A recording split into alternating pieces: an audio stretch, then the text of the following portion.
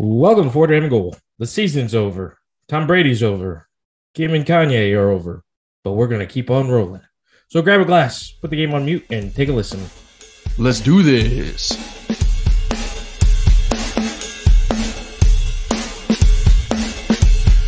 So does that make like Stafford like equivalent to Pete Davidson? Are they like the same guy?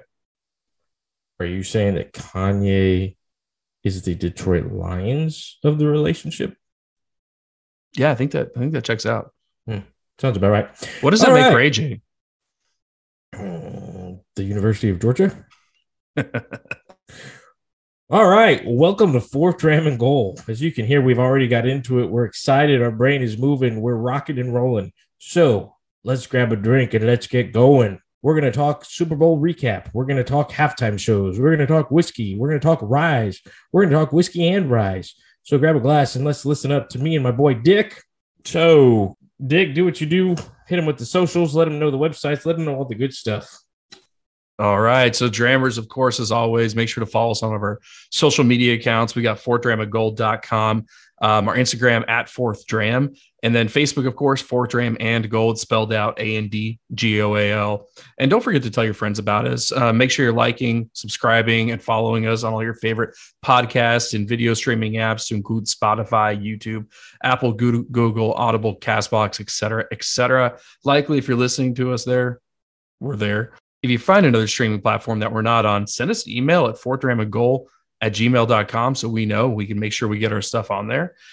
But before we get into all of the good stuff tonight, Kurt, you said we're going to talk whiskey. You said we're going to talk bourbon. We're going to talk rye. We're going to talk some bourbon and rye. I think we're doing a little bit of a Houston special tonight. Do you want to kind of kick us off with what you're drinking? For sure. We are H-Town holding it down. So this all started because I shot Dick a text that I would be going to a distillery around town. I didn't know which one for sure, but I did. And he was like, hey, let's get some Houston juice. And I was like, hey, Slim Thugger, let's do it. So yes, I did go to a distillery, which I'll talk about in a little bit, but I have Houston's own from the Giant Texas Distillery over here in Houston, also known as Gulf Coast Distillers.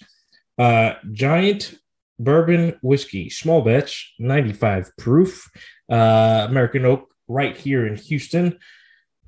And yeah, that's what I'm drinking. It's one of those bottles, I'm not going to lie, you've walked probably by it 100 times if you've been to a liquor store here in Texas and you've seen it and you've been like, meh, what a generic name.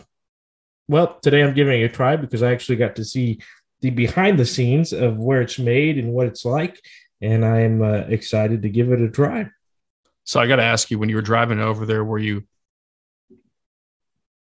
wood grain gripping, lane switching with the paint dripping?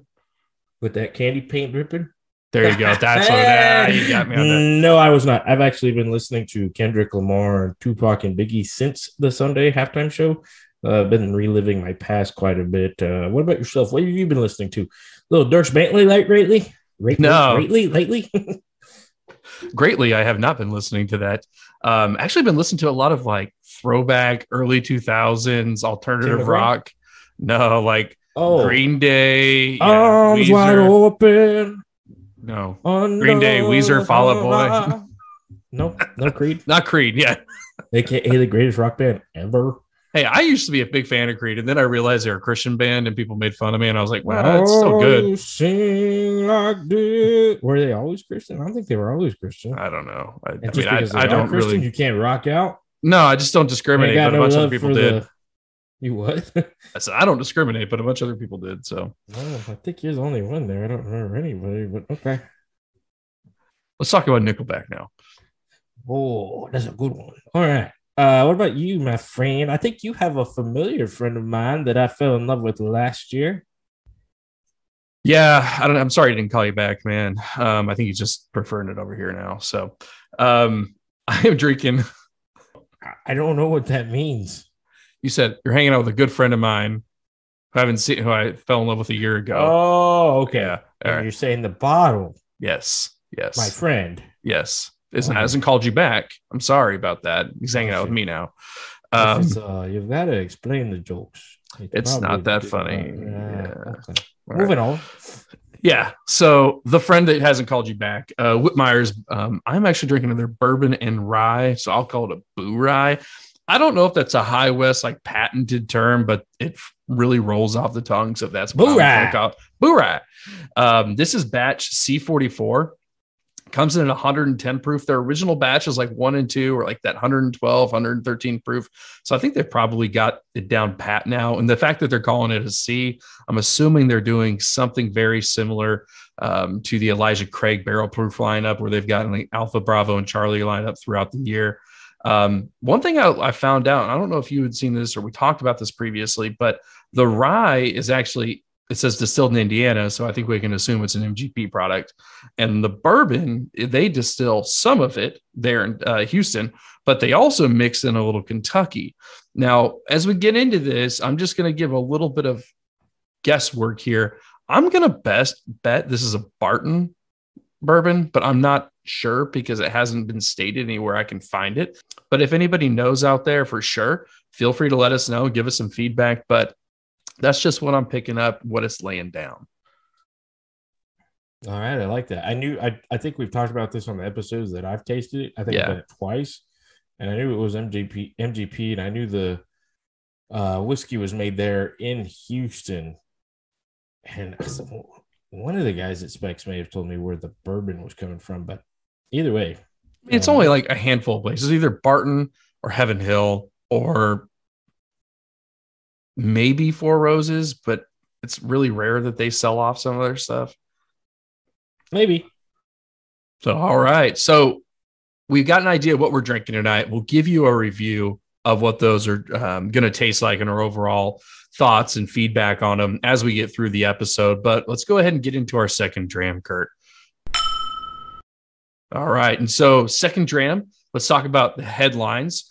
I want to kick it off a little bit just with recognizing some of the feedback that one of our listeners gave us. I actually hung out with him during Super Bowl and got to jam out during halftime with him.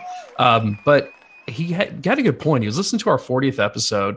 And as we were talking there, sipping some beers, grilling some wings, he was asking, hey, I always forget, like you talk about like the nose. What is that?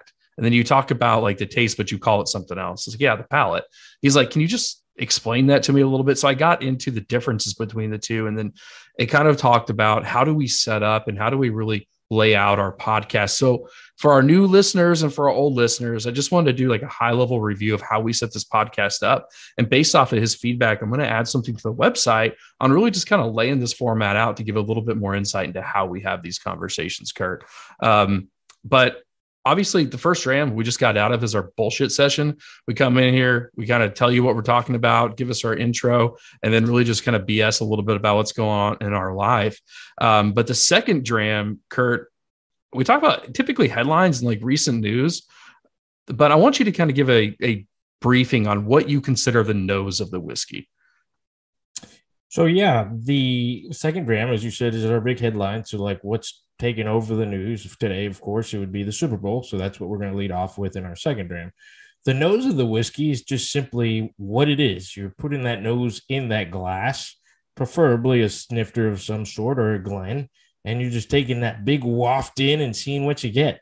And, as we've said in one of our earlier episodes, and what you'll usually hear from most whiskey people who aren't snobs, it can be whatever you get from it. I've said some I thought they were funny, but they were just what I was getting. I've said some wacky things on the show before. The infamous Fiesta Texas basketballs that you got as a prize. I got that in a whiskey glass one time on the nose. And that's just what it is. Whatever you get, you're going to get your typical vanillas or typical caramels or typical oaks. But it's whatever you take a big whiff and you get in that nose. The more detailed can sometimes be the better. Or sometimes it's just plain and simple, as I'm doing with this rant of mine right now. And I think an important thing to really tack on there is there's no right and wrong.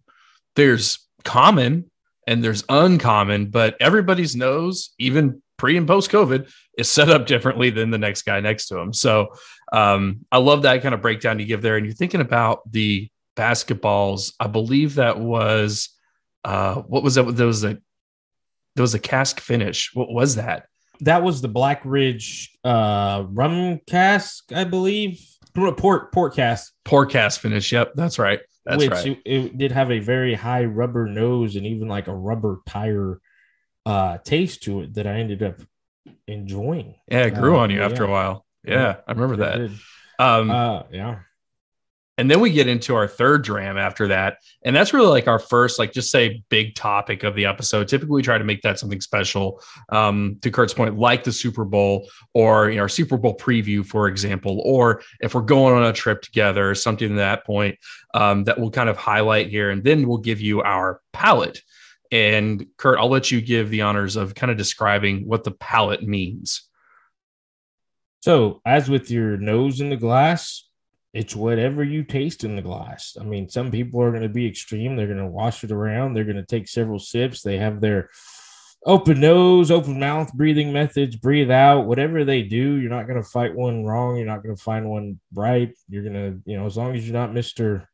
Actually, I take that back. Majority of people are going to be Mr. It's smooth, which, hey, we're not going to fight you. If you think it's smooth, then say that. But yeah, the more detailed, it does seem like more, but the less detailed, just as effective.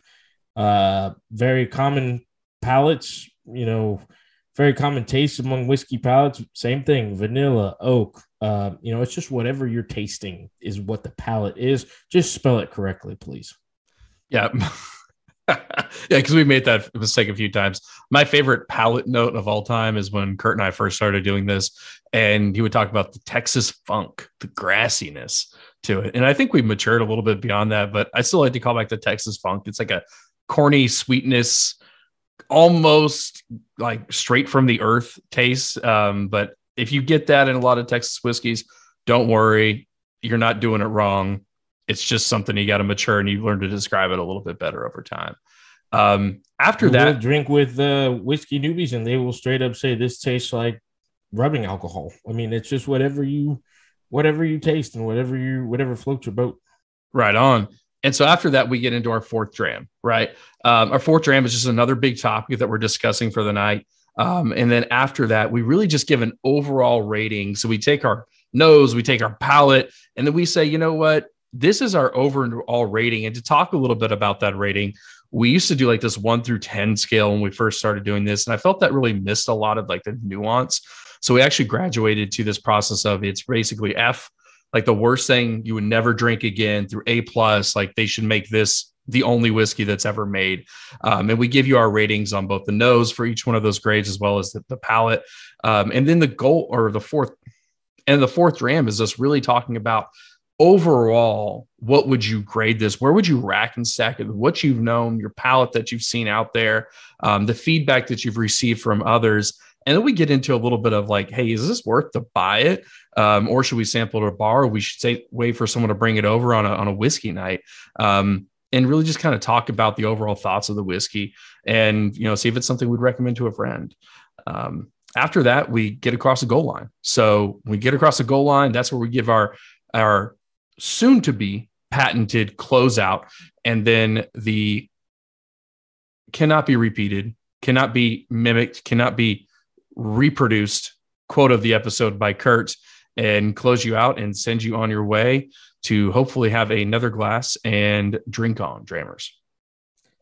Yep. And assuming there's no penalties along the way, aka third down in the Super Bowl, we get across that goal line, and that's the show when we get to that point. So yeah, that's kind of the blueprint of what we've evolved into. If you've go back to our earlier episodes 1 through 10, it's all over the place, but that's kind of what we've hunkered down to, and kind of our recipe that we've stuck to for the last several months. So let us know what you think about it, of course, because like whiskey itself, we're always willing to tweak it. Give us some feedback. So what's your favorite? What's too much? What's too less?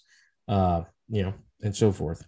I think some of my favorite conversations with you are that magical, whimsical fifth dram, or fifth down, if you will, that we have after we get across the goal line for those one in a special occasion conversations. So by that point, it's not worth putting on audio and actually sending out to people. That's on our OnlyFans. You have to pay extra for that. So. Hey, if we have to set up a Patreon and you get a fifth dram, I'm all down for it. To come. All right. So, before we get into the nose, there was a very important announcement today, and I've got to get your thoughts for it. Is it important? It is important because we don't have football for a while, so we need football because now we have football. We need The content, damn it. USFL, not to be confused with the XFL, What happened but the to that? USFL. I think The Rock's bringing XFL back next year. I'm not making that up. Honestly, that's the only person I think can bring it back. So the USFL released their uniforms today. Thoughts? Best? Worst? Mean Machine?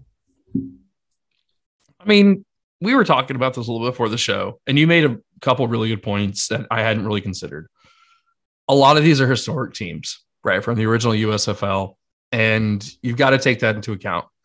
When I talk about like the XFL, like they had free range to do basically whatever they wanted, and I think they honestly did better because of that. But I'm going to keep it back to this topic. The Breakers feel like a Texas A&M Corpus Christi Islander knockoff. I can't get behind it. I don't like the colors. They do kind of look like the Del Mar logo, which is the community college there in Corpus.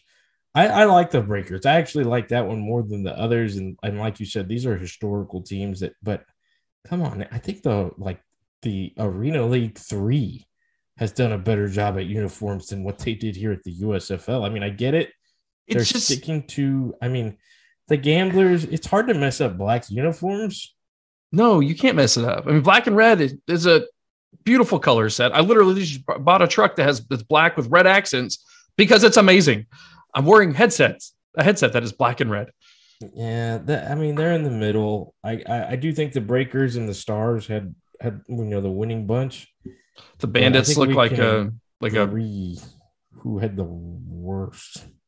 Who had the worst? I'm going to say the Michigan Panthers because we need another Panthers team. No, I thought the Pittsburgh Maulers. Oh, the Maulers. The Maulers are purple and orange. And it's not even like a cool purple and orange like Virginia Tech. It's like purple and orange. I've said this before, sir, for somebody's uniforms. It's like those motivational football posters you see in a classroom where they don't have logos. Yeah. Like their uniforms look like that with the purple and the orange.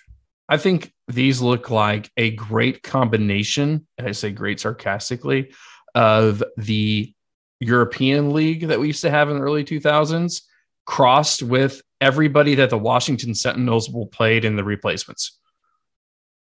AKA the Washington Commanders? Well, that's, tomato, I guess. I mean, I'm going to call them Redskins still. Fuck it. Well, with that being said, why don't you get into the nose of that glass of that H-Town whiskey /rye/bourbon/goodness that you're drinking? With pleasure. I'm going to make Kurt's favorite noise in the world while I sniff this glass right into the mic. It's a pet peeve of his if he doesn't tell you. I get like vanilla, cherry. It's very sweet, airy, slight dill. Nothing overly aggressive. You don't get like big red spice or anything with it. You don't get barrel spice.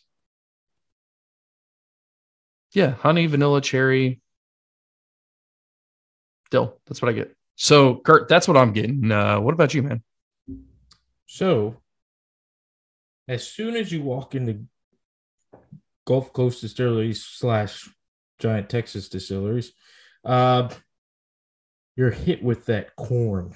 Sweet Texas corn. Is it the same thing at Maverick? No. Okay. Well, it is there. And that is all I'm getting on the nose. Like as soon as you walk into the building, I'm getting that same thing on this nose right here of 95 proof. Big old thing of corn. That's it. That's one of my more simpler noses. That's all I'm getting is the sweet corn that they use to distill with over there. Like a big old corny hang down. Yep, big old hang down. And since it is a sweet corn, I'm going to go B- on the nose on that one. Well, shit. I just realized I did not give a grade. You're going to do B-. I'm going to do B, but only because it's not stronger. It's light and airy. It's nothing wrong with that, but it's not B plus, A minus territory. All right. And for those who wanted an explanation of everything, we have never given an F, I don't think. Well, I will give an F right here, right now to one bottle and one bottle only. It was Redemption. Yeah. It was Redemption rum cask. It was called like Caribbean something. Absolute worst bottle I've ever had. But I will say for the fact, for any Redemption fans or Redemption whiskey people that are listening, I just went to a local speakeasy here in San Antonio a week ago, and I had your Redemption wheat. It was in a Redemption bottle with a white label. One of the best wheaters I've ever had. I would have given that bottle probably B minus or B plus, A minus. So just want to state that there. What was it? Sweetheart of the Rodeo? That was a rough one, but I still have that sample sitting in my bar and I've never drank it. Yeah. We have. I don't think we've ever given an F or a D before. I think you gave a hard C minus. Probably. All right. So we are going to get into that third dram. We're going to get into that third dram, which I believe earlier I said the second dram. You did, but it's okay. So we know the format of our shows, guys. All right. Right off the bat, the Rams beat the Bengals in the Super Bowl, a great Super Bowl that I think included everything. Good game, big name quarterbacks, halftime, little controversy here and there, celebrities in the stands, great stadium, good weather. That was a good Super Bowl. I'm not going to lie. It wasn't like 87 degrees or something. It was one of the hotter ones, which that's a good point to bring up. I'm glad you brought that up, Dick. So they made this new stadium. It's not open, but it's not closed. It's open air, but not open to the elements. But didn't it rain earlier this year and it got rain in there? Because it's buried like 60 feet into the ground or some shit. Like they dug maybe 60 feet or 100 feet or something like that into the ground and it's dug in. Like, why? Just close it. Because it looks really, really fucking cool. So put the windows. Like, why? I just don't understand. He was like, it's open, but it's closed. But it's closed, but it's open. It's open air. So it's like a porta potty. I think they didn't close it because they didn't want it to smell like a porta potty. Like, I just didn't understand that. Like, they were like, oh, it's going to be one of the hottest ones. Well, why not control the air inside by keeping it closed? Because it doesn't have walls. Anyway, yes, this was one of the hotter Super Bowls. Go figure. And we love LA. But yeah, I don't know what that was. The song "We Love LA." Is that how it goes, though? I think so. I'm gonna check. I think it's by that guy who sang the "Short People, Short People." I'm sorry, guys. I'm sorry. I try not to encourage him. You know what I'm talking about, though, right? That guy. Who's that guy? Producers, can you look up the guy who sings "Short People" as you type in? It's not me typing and making. Sorry. Don't just Google "Short People." That's not a good thing. I'm just saying the name of the song. There we go. Randy Newman. I love LA. Right? Take your word for it. Anyway, great Super Bowl. Uniforms were on point. Odell went down, changed the whole complexity of the game, in my opinion. Yeah, they got better. Who got better? The entire Rams. You're full of shit, right? You know that, right? It was like 14-3. Everything's rocking and rolling. Did you not see Stafford's face after he went down? No. I saw Stafford's face when he saw when that photographer went down. we'll talk about that. No, I think like Stafford's mind flipped. He had like that Brady on the sideline, like pissed off look afterwards. I don't know. I felt like, yeah, they could have won with OBJ, but I think they were a better team. I mean, he said it himself. They went to a lot more man after that. You could double team Cooper. Like, it just completely changed the complexity of the game. I mean, made it a better game. I didn't want a better game. I wanted OBJ to score like. Yeah, I know. That's why you had. That's why you had a 14-point blowout, and that's why I won the freaking bet. I won the bet. So now we're even from the bet that you had owed me before. Anyway. Yeah, pretty much. Wait, so what was your score? Mine was 32-28, if I remember right. I can go back to the notes. And yours was like 38-24. Yeah. You were 14 plus. The Rams scored how many points at the end of the game? But I don't know where you're going with this. 23, which is close to 24, which was one of my scores. So if so facto, no. Win. All right, go back to the last episode. That's not how we agreed on the rules to be. I believe it was who got closest to the score. Wrong. Were you happy the Rams won the Super Bowl? Yeah. I stated this in our last episode. Yeah, I was totally happy. That's what I wanted. That's what I expected. I had my rationale for it, and I'm happy. OBJ, Aaron Donald, and Stafford got their rings. Hell, I'm happy Weddle got his ring. I think you made that point in the last episode that was... He was a beast. Did you see his arm after the game? What arm? All I saw was a purple tentacle that was falling off his shoulder. And people had the audacity to call him a ring chaser. Yeah. Please, if somebody calls me as I'm playing pickup basketball, enjoying life, yeah, I'll be a ring chaser. Fuck you. Yeah, sure. Why not? Well, the NBA doesn't need people right now. So, yeah, the Knicks could use somebody. Speaking of, no, I don't want to speak of them. I'm doing. Stephen A. did all this speaking, and I'm boycotting for the rest of the year, like he said. What did you think? Okay, so there was the obvious missed call on the big touchdown at the end of the half, right at the start of the second half. Jalen Ramsey's face gets ripped off, and even he's like so oblivious to like the fact that there's not a flag that he's like, what? There was the big hold at the end on the third down. The two after the hold were just so blatantly obvious that you can't complain about those. Eli Apple, who has been torched on social media. I mean, just ripped to shreds on social media, which self-inflicted. What do you think of those flags? I mean, there were missed calls and bad calls all throughout the game, but I don't know why we're acting like this is something unexpected. I don't know why we're sitting here acting like having this conversation. I mean, it goes back to the NFL is inherently flawed in the way that you have more camera angles to catch every little grab or every little misgrab. The refs don't have enough fucking eyes on the field, and yet we still get mad at them all the time for calling a bad game or giving makeup calls, which has been a thing since sports started. So, yeah, they sucked. Did they alter the outcome of the game? Maybe, but at the end of the day, this isn't really a Super Bowl problem. I don't know why we're talking about it right now. This is a way that football manages the way they manage flags problem. That's my take. So two things. It's the consistency, right? There was no flags thrown whatsoever. It's consistently inconsistent. Yeah. But I think you start backtracking, and that's the thing that I've come to realize over the years. And of course, if I'm a Bengal fan, I'm probably not understanding this at all. If it's the Texans losing the Super Bowl, it's not going to happen anytime soon. It's probably a different perspective, but you start backtracking. You know, you start going, well, it's the flag. Well, not really. I mean, you weren't supposed to get that touchdown after the half because that should have been a flag on Ramsey. You put yourself in this position.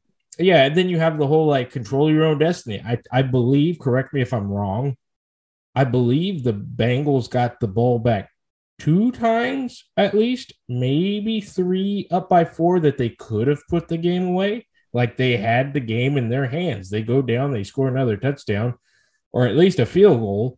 You know, they're controlling their own destiny and they're not putting it in the hands of the ref at the end of the game. So I think, you know, backtracking, you know, hey, Odell doesn't go down in the second quarter. You know, are you in that game?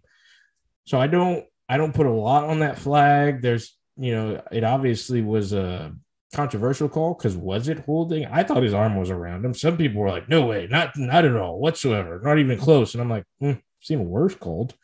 But yeah, it's because of the consistency of those refs throughout the game of just not calling anything. Now, the offsides that should have been called on that same play, that was pretty bad. Very bad. Sets up a different third down. But like I said, you start backtracking. Well, if this had happened, if that had happened. Bengals go down and score when they had the ball up by 4. You know, you're not counting on the refs to bail you out or save the game for you there. Wasn't there a play like when the Rams were in the red zone and like the entire offensive line false started and they didn't call it?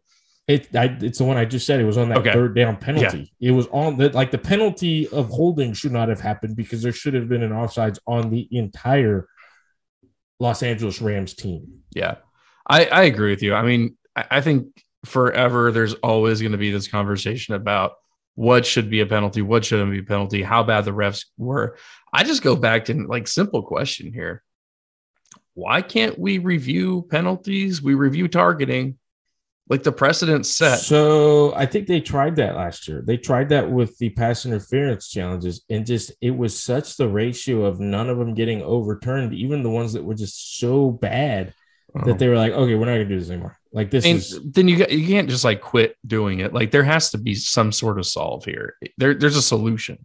So, but then what do? You go back and you look at that third down holding penalty, and you sit there and you go back and forth. Like I said, I don't think it was like I think it's been called before. His hands were on him, could be wrapped around him. So then what are you doing? Sitting there for 10 minutes? No, you said you send it to New York and let New York make the call. What are they doing? They're sitting there for 10 minutes going. Well, then they've got a fucking time limit, 30 minutes. I mean, it's the same thing. Like they review every touchdown, but they don't have to stop every extra point. You know, it's either yes or no. But see, that's the thing. A touchdown is more definitive. Like the ball's over the line, it's a catch, touchdown. A penalty, you're like, is his arm around him? You know what I mean? Or we just all stop bitching about it, except it's part of the game. It's humans are involved. It's inherently flawed. Tell that to the Bengals fans, the ones who aren't sipping on Skyline chili because they lost. I'm sorry. Do you have to sip on Skyline chili? I think it's more like a sucking motion because it's spaghetti. It's chili. But it has spaghetti noodles in it, Kurt. No, you can put Skyline chili on spaghetti, or you can put it on hot dogs. If you go to Sky, no. If you go it on the menu, I've seen 2 documentaries on it. But you can, yes. But the true Skyline chili, talking to Cincinnatians, Cincinnatiites, Cincinnatites, that's what it is on spaghetti. That's how they eat it. It's weird. I do not approve. Or on moving on. Halftime. Wait, I thought it was a Dr. Dre and Snoop Dogg and everybody else show, and there was just football put on the ends. Was that not? If you had told me that the teams were not coming back out, the game was over, and that they were just going to keep rolling with that concert, I would have said, "Hail to the Yazzie."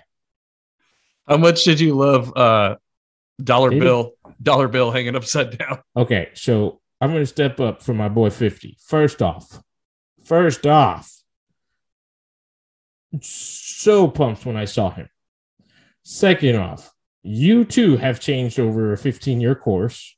Third off, I'd like to say that I'm in mid shape for a 34-year-old. You know, I think I'm decent shape, not great shape. I'm needing like 2 people to pull me down from there after being upside down. And then the other thing is, he was hanging for a while.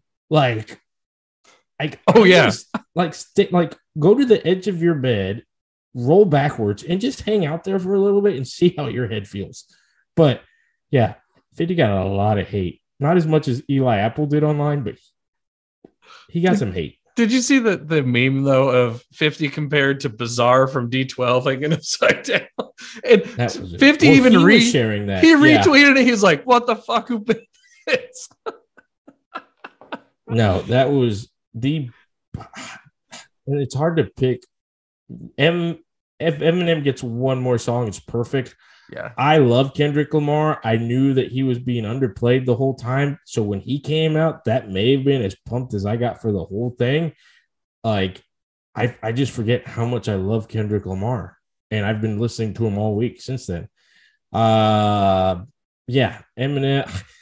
I kind of Lose Yourself. That was a good one to play in the moment, but I wish there was like Serious 50 and then like Hi, My Name Is. That would have been cool to throw out there. Our real Slim Shady. Or Superman. Not Superman. Just to kind of even it out. Not Serious M, but that was I don't know, because I've told you before my favorite was Prince, because it actually started raining. I had this conversation with people at work. It's up there. This was better in my opinion, because I'm much more of like that genre of rap than a Prince fan, but I have respect. So out of everybody that performed, who was your favorite? because I think we kind of like highlighted we liked everybody, but like one moment was it? I guess what's a favorite moment from the entire thing? Because I don't want to waste a performance. It's got to be 50 because I wasn't expecting him. There was rumbles. Like I said, Kendrick, I've saw his little segment like 5 times this week because I enjoyed it so much. But when I saw 50, I was like, oh snap, that's 50. So Mary J. Blige did her thing. I can't. I don't know. I can't even like when like Snoop Dogg and 50 people running out doing the Crip walk with the Dickie suit. I mean, I can't pick a favorite moment from all that. What about Snoop hitting a joint literally right as they were starting? Okay. People were surprised. Like, well, that's why I'm like, the quarterback's warmed up, right? Like the kickers kicked field goals. The dancers probably stretched. Snoop Dogg's going to do Snoop Dogg is what I'm saying. I thought that was great though. And then at the same time, like allegedly Eminem was told not to take a knee and he still did it anyway. No, I saw the interview. I believe, I don't know if it was yesterday or the day before, Dre came out on TMZ and they did a very good job of asking him like, hey, there was a couple things that were said like that y'all should like we're supposed to do not do, and he clarified all that. Okay, good. I haven't heard this. Eminem took the knee on his own. NFL, no problem with it. He wasn't told not to. That wasn't a thing. He just did it, just doing him, not a problem. Kendrick Lamar was told to change the lyrics of his song a little bit. They did kind of blurt out a little segment of something that he says, and that was it. Nothing else was nothing. There was at least not from the Dre interview. This was Dr. Dre himself. There was another one going that Snoop Dogg wanted to wear a bandana. The NFL said no, so he went out in his suit, which I don't see that. Which was a bandana. Right. I don't think that's a thing. But from Dre himself, those were the two he specifically pointed out. M took the knee on his own. There was no problem with it. And they did tell Kendrick to blurt out a little segment of his song, which he did. Okay, fair enough.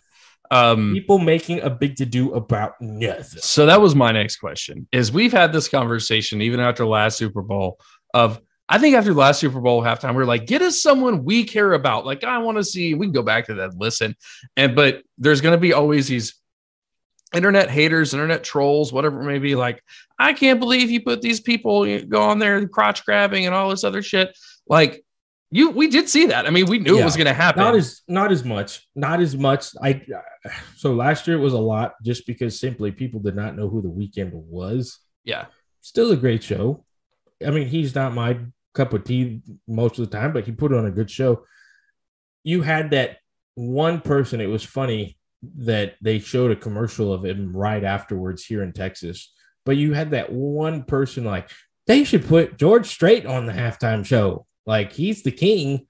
And it's like, he is the king in Texas, but he was he had a fucking HEB commercial. Yes, which was great. But no, definitely not as much as last year. A lot more love for it. There was maybe one or two like didn't live up to the hype, which I thought it did. I mean, what were they expecting? Like a full-blown concert? I mean, it took them like it took them 20 minutes to set that shit up out there. It was a 14-minute, yeah. But definitely not as much as in the past. I think this was more late 20s, all on 30s, early 40s. We all unified as one, for once in this country. And all the TikTok teenagers made TikToks about how whack their parents were. Yeah, that was pretty funny. For once, this country came together and we crip walked the shit out of it. I could get into the people like, oh, that was my favorite halftime show ever. I'm like, well, your Facebook posts say something else.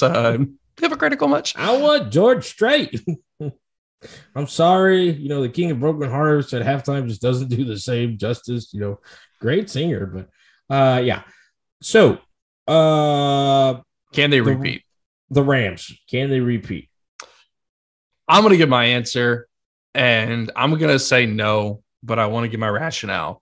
I think Stafford still has it in him. He's got enough juice in it. I think the defense still has got everything they need, but I really got to start to question OBJ's health.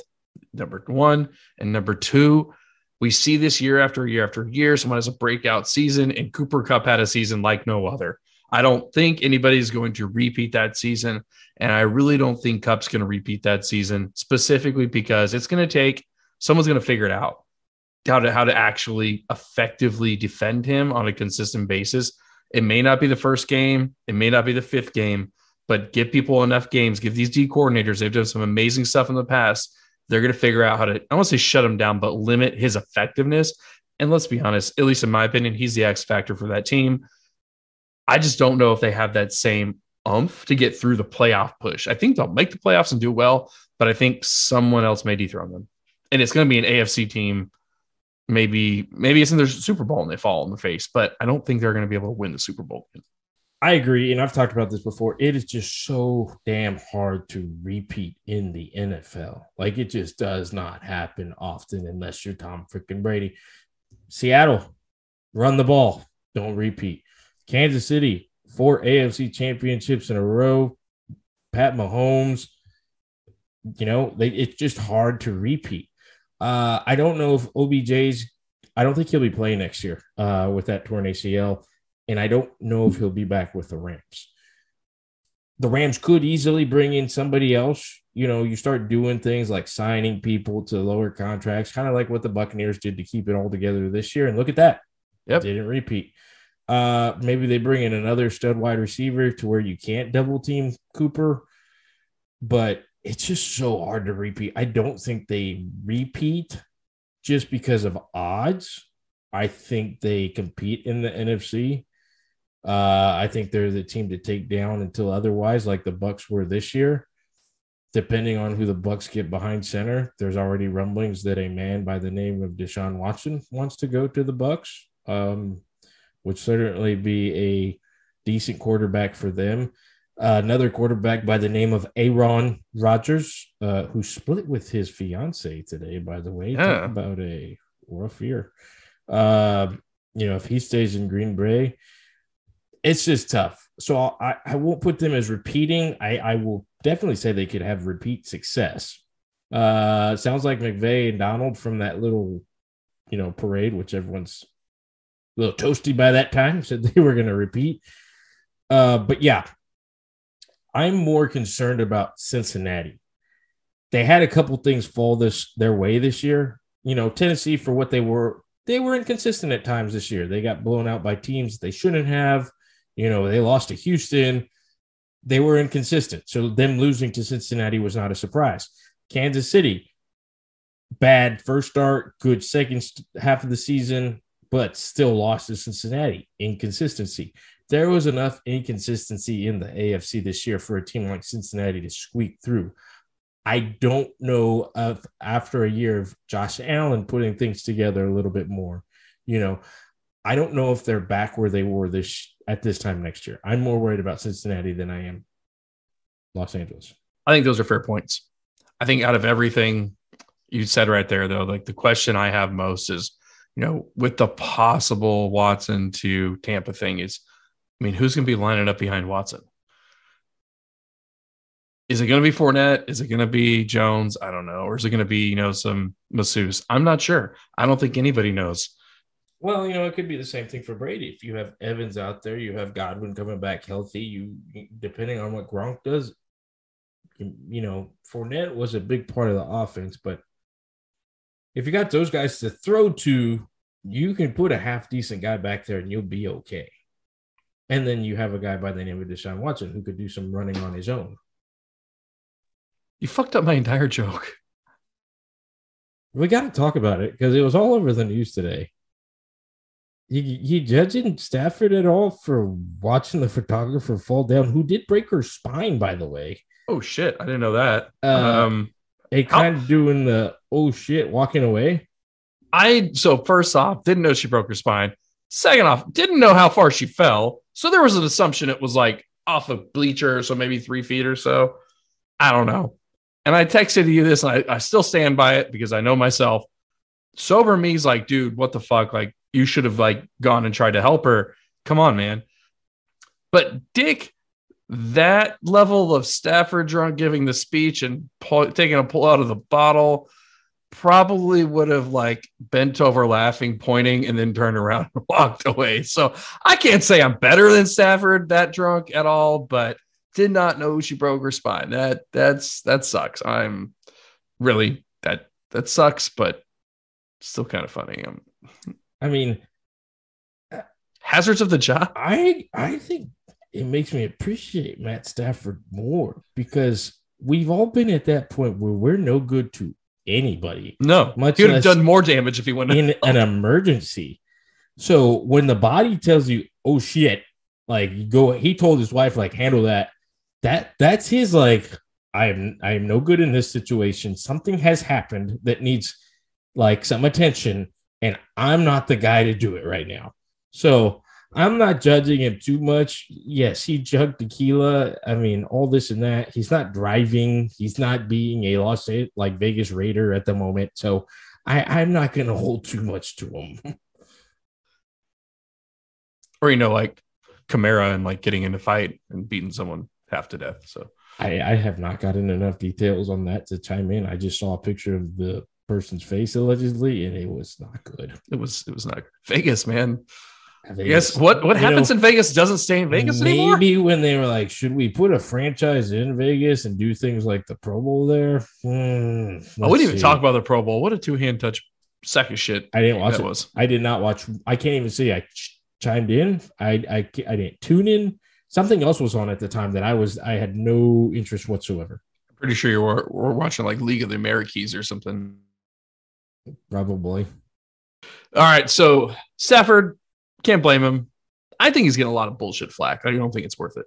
But before we get into the fourth dram, let's talk about what we're getting as far as the palate or the tasting notes on these glasses. I went first, happy to do so. Or Kurt, if you want to kick us off, go for it. I will go ahead and go first this time. So, interesting enough, I'm getting several different types of juices on this one.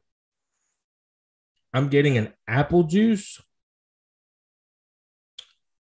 with a little bit of a pinch of like pickle juice mixed into one because of those flavors.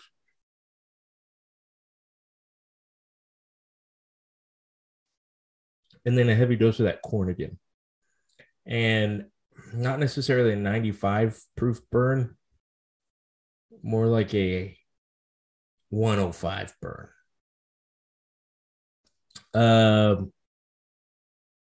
Nose was better because I do love that sweet corn. So I'm going to stick with B- on the taste, on the palate. Those were some interesting notes. You always surprise me. So for me, it doesn't drink like 110. It probably drinks like a bottle and bond, 100 proof. There's vanilla. There's barrel spice. There's that charred oak to it. But I think it continues that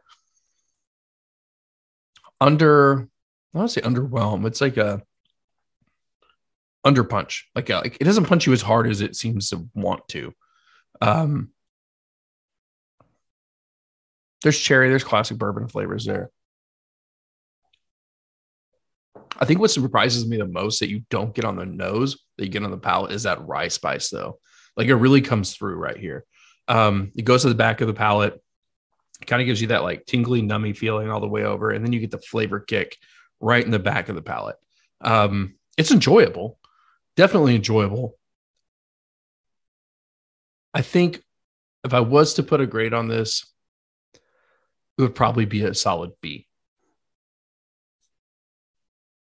I like it. Yeah, that's become one of my favorite go-to bottles recently. So glad to see you enjoy it so far. I can't wait to see what your overall thoughts are on that. But going back to the first dram that we talked about, what were the aspects of our show? I said that I had apple juice and pickle juice in my palate. Does that mean that I'm going to hate it? No, that's just what I'm getting. I enjoy the drink so far. I enjoy the dram. So just a little kind of tidbits to you. Still have friends kind of texting me when they buy bottles. They're new to it. Like, what am I supposed to taste? Whatever the heck you feel like you're tasting. We joked earlier about Mr. Smooth. Hey, sometimes it's just smooth. Sometimes it's not smooth. But yeah. You ready to get into the fourth dram, my friend? Let's do it, man. See if we get a holding call on this thing. Controversy. All right. So you wanted to ask me a couple questions, kind of like what I did with you when you went to Maverick Whiskey, which you've become a frequent flyer to, hopefully going there soon together. Yeah. But yeah, shoot. Let me know. What do you want to know, buddy? So I'm going to call this Kurt's Escapade Across H-Town. So you went to the Giant Texas Distillery, formerly the Gulf Coast Distillery. I know you've been there before for a bottle release. So I really want to know, like, what made you decide to go there? Houston has a great spirits scene. Let's call it that. And then who did you go with?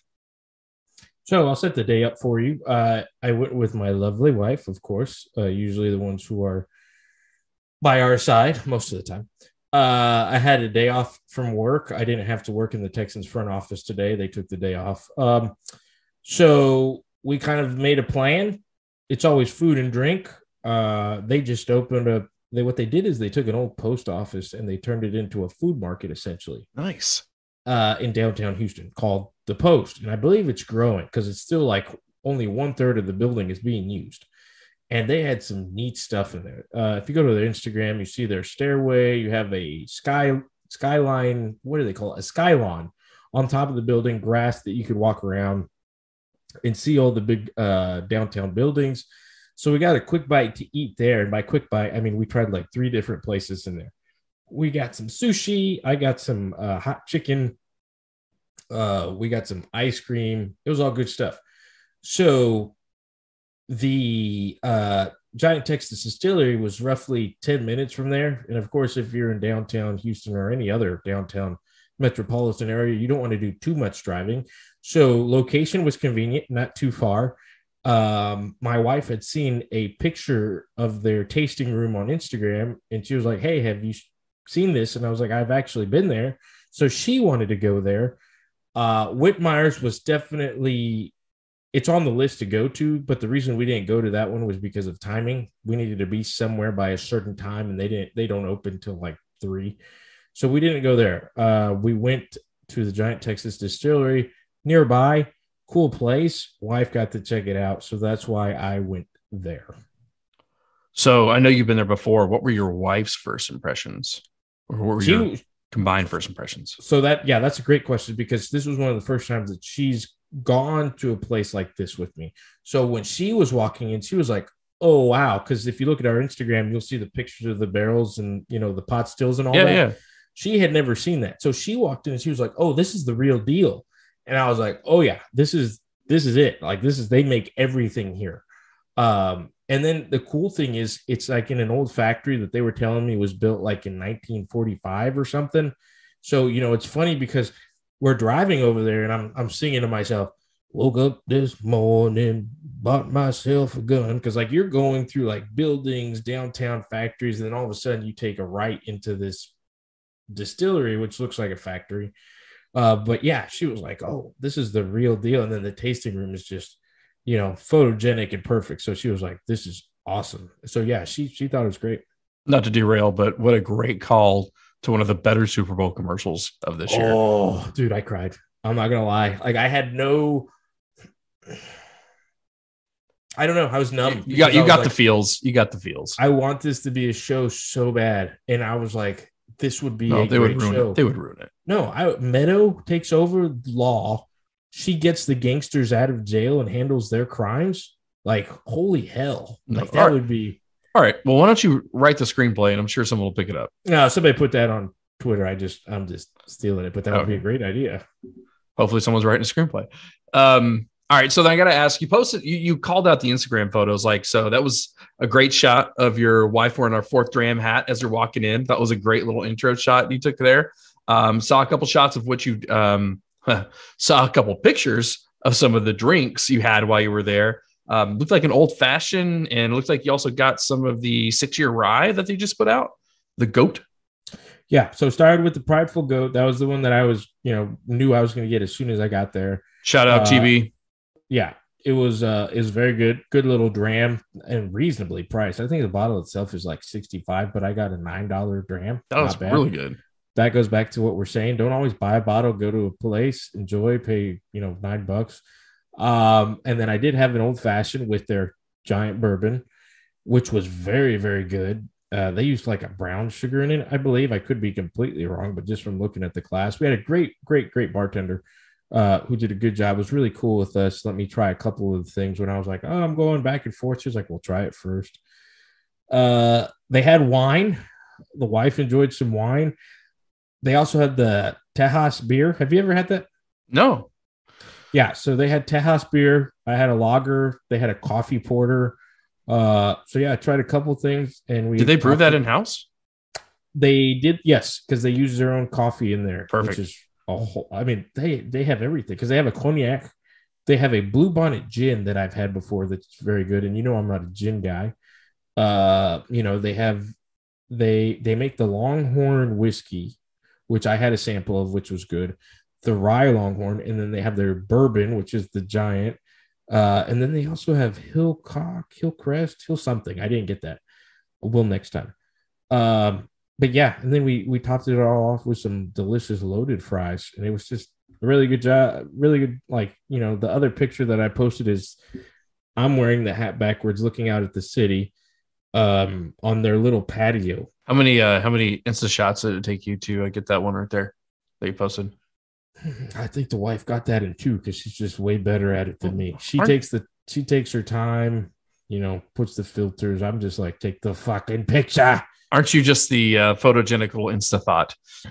Yeah. But no, it was cool. They were doing something with firefighters when we got there. Plenty of room, to do whatever, if you need a private event or something. So I got a question because you called out a couple things like the multiple offerings, and that's something that I've called out Maverick does, and I'm just becoming a Maverick fanboy apparently. But my wife and I went there for Valentine's Day last Saturday, and not to make this about that by any means, but I'm curious. Like every distillery kind of has their own like niche, and I would say Maverick probably goes for like the higher end restaurant. On top of the distillery, they have like 6 or 7 beers on tap. We talked about this on our last episode, but they make all the spirits, Rapsosado, all the fun stuff.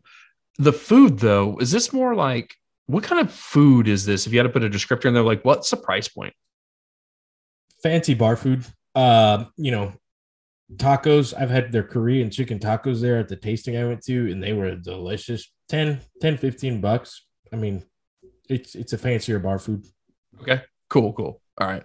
Because we went to Maverick, like that was a high-end steakhouse price. Yeah. So just so you know. I don't know if they had the high-end food on the menu. They also have a food truck out in the front, which is another thing. So I'll be honest, like that's typically the vibe specifically during the day I prefer. I like that kind of like give me some high-end, some if you go on like Yelp, give me a 2 to 3 dollar sign experience or something like that out of 5 and during the day. That's what I want. And honestly, to tell you the truth, that all the food could be coming from the food truck because she did walk in a direction when we ordered the loaded fries. So it could be not uncommon. I don't know if there's a kitchen inside. If that's the way I open a distillery, that's what I would be doing because opening a food thing is so expensive. Well, all right. It's funny you mentioned that. I'll chime in. My wife was like, well, how do you do this? Like, how does one do this? And, for the whiskey listeners, I told her, usually it's definitely investors. I mean, you find the person who knows the process, who meets the investor that's willing to piggyback onto that person and have faith and say, hey, I'll give you the money. You do the process, you make the product and just kind of Shark Tank it. So that was just a quick, cool little comment and question that she asked me while we were there. And then you got to find someone that's really good at marketing. Yes. Yeah, marketing's huge, specifically with Texas whiskeys. Like to your point, they changed their name from Gulf Coast Distilleries to Giant Texas Distillery or Texas Giant, right? Recently? Yes. Yeah, I mean, that's definitely playing on the Texas name. How can it not? The other thing I had a question for you is like experiences. Are there any like cool experiences to do while you're there? Is it like a good event space? Like, how does that kind of like play out there? I put a picture of like they have the cool barrels on the wall. It's definitely a cool scenery. They, like I said, they had a firefighter thing going on. They have several tables. I mean, put it this way: if I wanted to have a birthday party here in Houston, yeah, I would probably have it there. Nice. Okay. Yeah. I think that's what I'm looking for right there. And then it's like I said, it's conveniency because we were 12 minutes from the food market that we were at. You know, you're probably 10 minutes away from St. Arnold's Brewery, Eighth Wonder Brewery, Buffalo Bayou, which is another one that if you haven't been to, like if you're a beer guy, come to Houston, go to Buffalo Bayou Brewery because that place is legit. St. Arnold's gets praised a lot, as it should, and you should go there. But Buffalo Bayou, like it's just all convenient. Everything's kind of nearby. Two of my favorite craft brewers, St. Arnold and Carbach, are Houston. So, I mean, yes. I haven't been to Carbach yet. That's where I want to go. So, all right, just overall thoughts. I mean, if you were to say, out of all the distilleries we've either talked about or you've been to, just overall experience rating, like where would you put this? Like, is this a hot top end number one? Is it kind of like, oh, it's good, but there's other cool places to go to in Houston? What are your thoughts so far? It's definitely one of my local favorites. So atmosphere, Astros games get a little crazy. So St. Arnold's going to be really cool. Eighth Wonder was kind of my brewery first here in Houston. So I really kind of put that one up there just because of the good time that I had. And I was like, oh, this is cool. But I mean, Gulf Coast has got to be like top 3 for me because I've just enjoyed it. Whitmeyer's is on the list. I've got to go. I'm going to go. Like I said, it just didn't work out today. Yellow Rose is another one that's in Houston that I will eventually go to, and I think I can give you a much better ranking or a more truthful answer after I go to those places. That's fair. Yeah, I think the Whitmeyer's for you is the Ranger Creek for me right now. That's the one I've got to make it over here locally. I just keep going back to Maverick because my wife drinks anything but whiskey, so they have great selections for everything that's not that. So, dude, you made me think of when we went out to Maverick, and then after on Valentine's Day, we went to this little speakeasy place, and we were talking to this guy, and there is a new bar opening over near on like 1604 and 10, so not too far from my house if you're in San Antonio. They're under construction right now. They should be opening probably early, late spring of this year. It's called Conversa Elevated, and it's supposed to be like a big like party bar on the bottom, but like with high-end dining up top. And so my wife and I are like fucking stoked about it. That I followed him on our Instagram. But anyway, I just had to call that out to you. So when you come here next time, hopefully it's open and we can maybe pop over there. So hell yeah. Anyway. Yeah. See, the bars is something different because most of our stuff is, during the day. Yep. Because I work nights for the Texans and the oil field. The front office. But, yeah. So days, bars is a completely, I mean, the scenes in Houston and San Antonio, I mean, endless. So anything else you want to call out about your escapade from today? No, another great day with the wife. Just another reason why we love the area, move to the area, enjoy the area. I mean, you could just drop everything you're doing. But, as I put in the post, maybe it's not Houston, maybe it's not San Antonio. Find your nearest distillery and just go check it out. Drink local. You're drinking local. You're seeing the process. And what you'll find when you talk to, whether it's the bartender, whether it's the master distiller, you're finding these people that just are so passionate about what they do, because you won't be successful doing this if you're not. And they want to tell you their story. Yes. They want to tell you the process. They want to tell you everything you want to know about it. And if it's a date, if it's you and a buddy, if it's you by yourself, just pick up and go and check it out. And you're going to have a good time. I love that you said that, because everywhere I've been, like, just ask the questions. You're not bothering them. Like, most of these people, not even like the master distillers, but the people behind the bar, they're passionate about either working there or their coworkers, the product. They want to talk to you about it. And just, I've said this before, if they do a tour and you can make it, go on the tour. Hell, if you have a VIP tour or like a tour plus or a flight tasting, do that, because typically it's got one of the distillers or the master distiller doing it, and they will answer any and every question that you have, to the point where probably they shouldn't be giving away some of this information, but they just love talking about it. So I love that you called that out. I think it's a drum we continue to beat. Yeah, and first distillery I ever went to, Sinton, Texas. Justice Label Distillery. They had a moonshine. You know, I'm sure they have grown, because this was 5-6 years ago. You know, a big old tub in the back took us back there, and they told us their story, because it's just what these people love to do. So find your nearest one and go to it. Amen to that, brother. All right, so let's give the rating of these glasses. Let's talk about whether we would recommend it as a try, a buy, or ask your friend to bring over, or whatever you want to call it. You want to go first? You want me to? I can go first. Just being pumped about the experience of buying the bottle at the distillery is going to give it a little, notch up. I'm going to give it a solid B-. All right. It's not a bad whiskey for $35. The bottle is awesome. You saw it right away. Yeah. It looks like a pot still. Very cool. One of those, like I said, you've walked by 1,000 times, but just probably haven't grabbed. 95 proof, not bad. Nose is very sweet, very good. Palate, a little bit shorter, to my liking as compared to the nose, but solid B-, man, for the experience and the fact that I bought it there at the distillery, and now I can walk by this bottle at the store and be like, been there. I give it a B-. For sure, man. I love that. Have you ever had Willet pot still?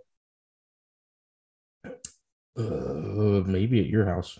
Okay. So it comes in that like pot still, kind of ornate glass itself. Very similar bottle. Yeah, very similar looking bottle. I'm going to trust you on this. And I think for all the pot still looking bottles I've ever seen, probably buy that one over the Willet pot still, because that pot still one is like $70 and people literally just buy it for the bottle. So $35 I think is a great price point for a try, especially the B- rating. I mean, we've had Pappy 23 on the show. We've had Stag Jr., et cetera.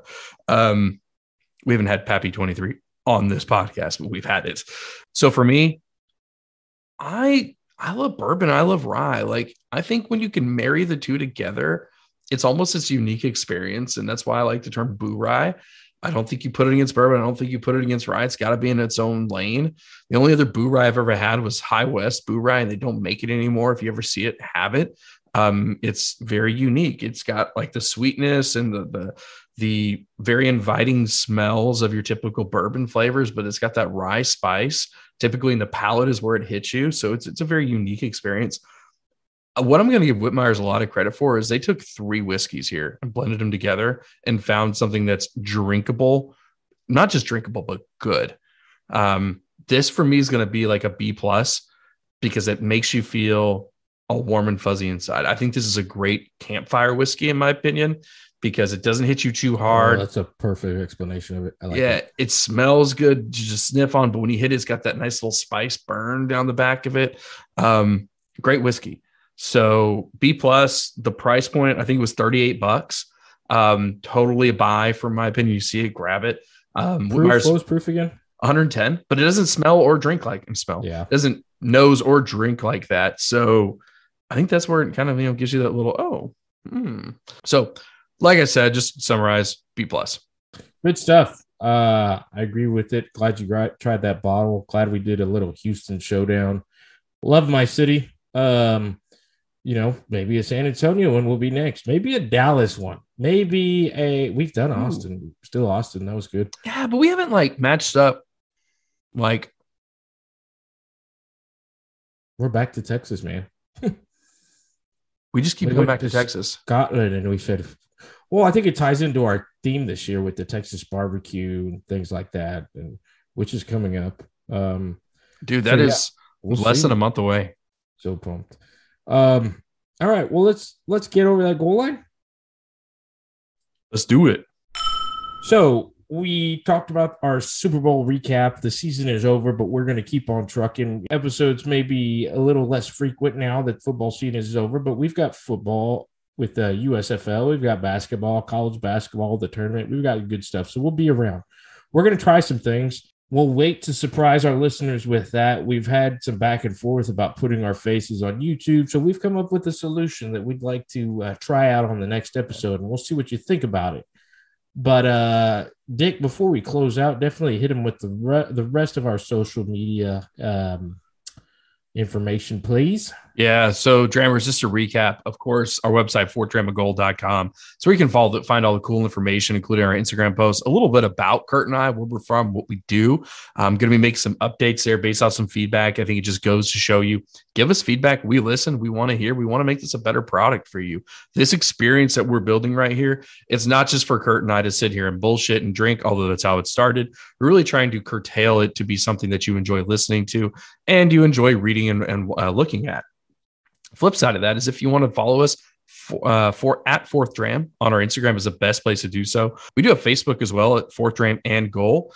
But to the point, email us fourthdramandgoal@gmail.com. That's 4thdramandgoal@gmail.com. Give us some feedback. Let us know what you like, what you don't like, etc. Make sure you're telling your friends about us and like, subscribe, comment, all that fun stuff on the YouTubes. Apple Podcasts, Google Podcasts, Spotify, Castbox, et cetera. But without just continuing to drag on about social media, because I think right now we as a people probably want more interaction, more entertainment, rather than just one-liners that you see on Instagram about Matthew Stafford kicking a girl off a bandstand, claiming she was a camera girl and she allegedly broke her back. I heard Joe Burrow actually had to introduce himself to all of the Rams players as he was taking the field. I don't know. That's a little bit nugget there for you.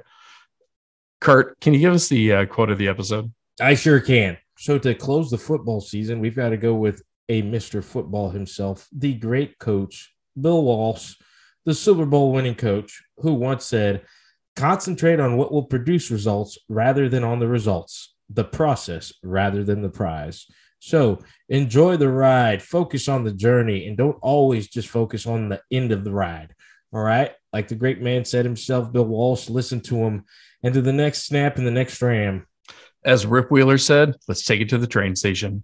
Woo! Drink on, Drammers.